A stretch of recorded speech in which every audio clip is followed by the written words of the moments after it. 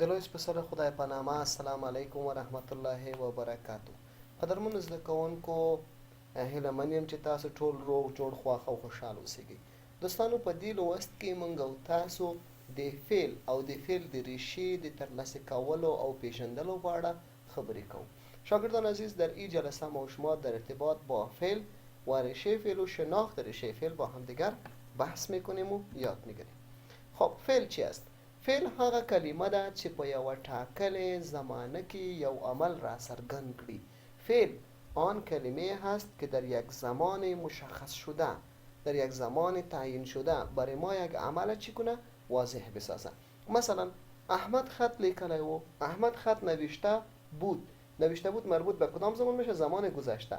زه ښوونځي ته ځم، من به مکتب میروم. رفتن در اینجا یا میروم مربوط به کدام زمان شد؟ زمان حال شده. احمد پوهنتون تا لاړ باشی، احمد به پوهنتون خواهد رفت، که در اینجا شما میبینید که بر علاوه که لاړ باشی یک فعل یا یک عمل نشان میده، بر علاوه از این فعل مرتبط به یک زمان هست که او زمان آینده است. احمد به پوهنتون خواهد رفت. حالا فعل چطور بشناسیم ما و شما؟ فعل څنګه وپیژنو؟ فعل چطور بشناسیم؟ فعل د 15 ورستاړو په واسطه پیژندل کیږي. فعل توسط 5 تا پسوند چی میشه؟ شناخته میشه. این 5 تا پسوند کدوم هست؟ لام، ول، کول، یدل و کیدل است. مثال ها را ببینید. در شماره اول لیکل به معنای نوشتن است، وهل به معنای زدن و یل به معنای گفتن، که هر سه فعل که نمونه ای اینجا براتون آمده علامه لام را در اخیر خود دارند. شماره دوم چی است؟ ول هست. مثلا اچاول انداختن، ماتاول میده کردن، غرزول به معنای انداختن، که هر سه مصدر ما علامه ول را در اخیر خود یا علامه مصدر یا علامه فعل داره.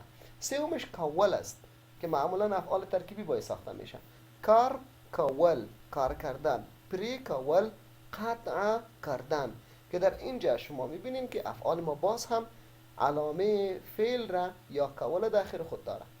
چهارمش یدل هست که اگر علامه یدل هم داخل کلمه قرار بگیره، اونمو کلمه چی میشه؟ فعل ثابت میشه. مثلا پاتیدل، پاتیدل به معنی چیست؟ بلند شدن است. ژړیدل به معنی گریه کردن، که در اردوی شما ببینید که علامه مصدر در آخرش قرار گرفته. و آخرین شماره برای شناخت یک فعل چی است؟ کیدل هست.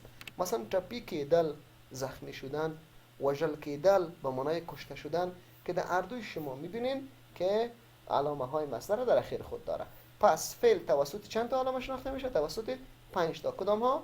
لام، ول، کول، یدل و کیدل. خب این حال ما ریشه فعل چی است؟ خیلی این مفهوم ما باید درک کنیم. ریشه فعل چی هست؟ اول با یک مثال فارسی ساده میسازم.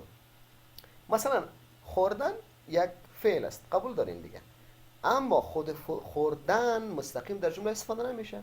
مثلا من گفتن نمیتونه من خوردنم، احمد خوردنت، جمله مفهوم ifade نمیکنه. ما باید چیکار کنیم؟ ریشه فعل به دست بیاریم. مثلا اگر می خور را به دست بیاریم، میتونیم در زمان حال به جمله بسازیم من می خورم، احمد می خورد. درست به این ترتیب. این حاله خوردن فعل شد، می خور ریشه فعل شد. یا مثلا خوردن فعل شد، خورد ریشه فعل در گذشته میشه. مثلا احمد خورد یا من خوردم، آنها خوردند. به این ترتیب فعل گردان میشه.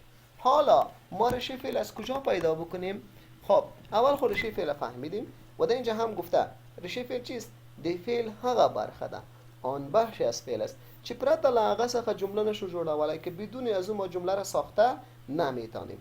مثل که در این نمیتونیم من رفتنم، در پشتو هم نمیتونیم. لکه مانند لیکل، نوشتن، اما لیک ریشه فعل میشه در زمان حال. ماتول، میده کردن، اما ماتو کلامش حذف شده، این ریشه فعل میشه در کجا؟ در زمان حال. حالا چطور ریشه فعل به دست بیاریم؟ د فعل ریشه څنګه ترلاسه کړو؟ ریشه فعل چطور به دست بیاریم؟ بسیار ساده است. ما خواندیم که فعل چند تا علامه داره؟ 5 تا. اردویش در قسمت پیدا کردن ریشه فعل به دو کاتگوری تقسیم کردیم، به دو بخش تقسیم کردیم. شماره اول، اگر مصدر ما با علامه لام، ول و کول ختم شود، لامش چی میکنیم؟ حذف میکنیم. هر چی که باقی مون ریشه فعل است. اگر مصدر ما و شما با علامه یا فعل ما و شما با علامه یدل و کدل خلاص شده بود، باز چیکار کنیم؟ مو زمان لام حذف میکنیم و یک حرف گ هم در اخیرش اضافه میسازیم. خب مثلا چطور؟ مثال ها را ببینین. وهل با کدام لام خلا شده؟ آفرین، با لام خلا شده.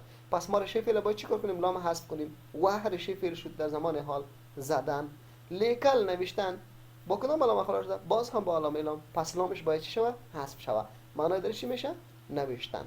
اچاول با کدام لام خلا شده؟ باول. پس باید چیکار شود رشته فعلش؟ لامش حذف شود. اچاو رشته فعل میشه به معنای انداختن. کارکاول با کدام علامه خلا شده؟ با کاول. پس ما گفتیم اگر با کاول هم خلا شد ما چیکار میکنیم؟ لامش حذف میکنیم. کارکو رشته فعل شد.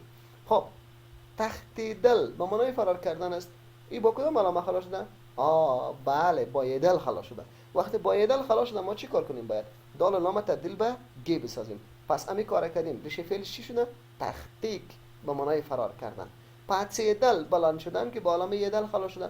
باز هم دال و لام تبدیل به گ شده. پاسیک رشته فعل به دست آمده به معنای بلند شدن.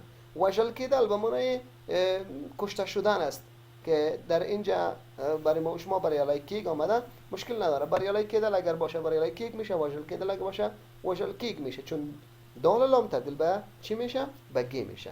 که اگر وژل کیدل باشه به معنای کشته شدن، اگر برای علای کیدل باشه به معنای موفق شدن.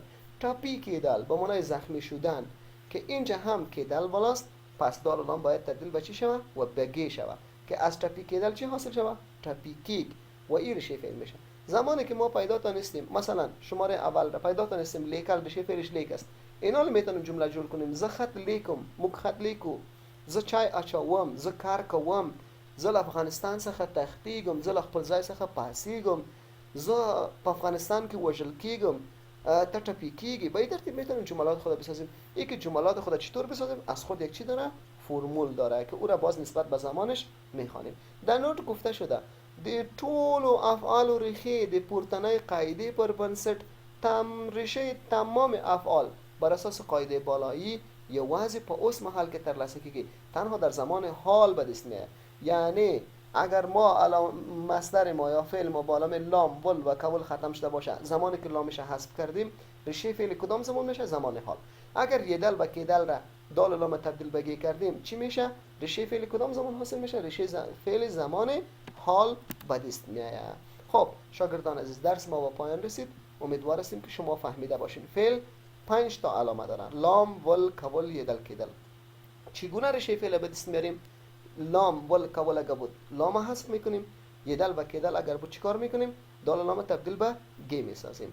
په بل جلسه کې په دې باندې موږ تاسو خبرې به وکړو چې څنګه موږ تاسو یو جمله په اوس مهال جاری کې جوړ کو. تر هغه پورې د خدای په امان ښاد او کامیاب اوسئ او درس مو هم کوشش وکړئ چې وی ولئ او زده کړئ.